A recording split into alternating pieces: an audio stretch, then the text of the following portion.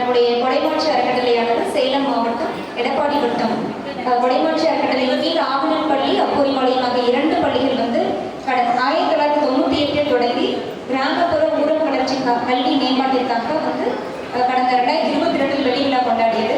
நம்முடைய கொடைமாட்சி பள்ளிகளில் பார்த்தீங்கன்னா கடந்த 20 ஆண்டுகளாக புலவர் ரா இளமுகனார் எழுதி அழகப்பா ராமமோகன் ஐயா அவர்கள் இசை வடிவம் கொடுத்த 108 திருக்குறள் மந்திரங்களை நாள்தோறும் காலை வழிபாட்டு கூட்டத்தில் மாணவர்கள் தியானித்து வராங்க.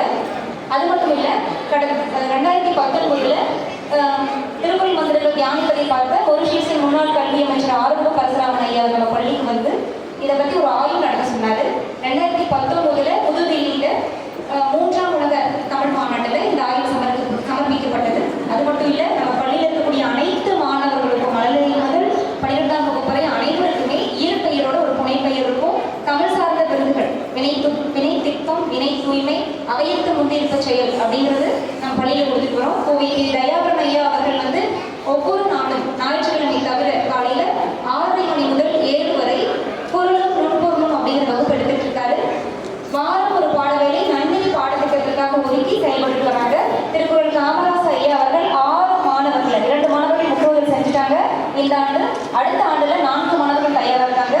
செங்கோட்டுவன் ஐயா அவர்கள் கொடுத்த 6ஆம் வகுப்பிற்குரிய நன்னெறி பாடத்திட்டம் அதை வந்து நம்ம பள்ளியில செயல்படுத்திட்டு வரோம். இந்த தமிழ் சார்ந்த திருக்குறள் சார்ந்த முன்னெடுப்புகளுக்காக எங்களுக்கு விருது வழங்கி பாராட்டு தெரிவித்த உலக முற்போதல் இயக்கத்தின்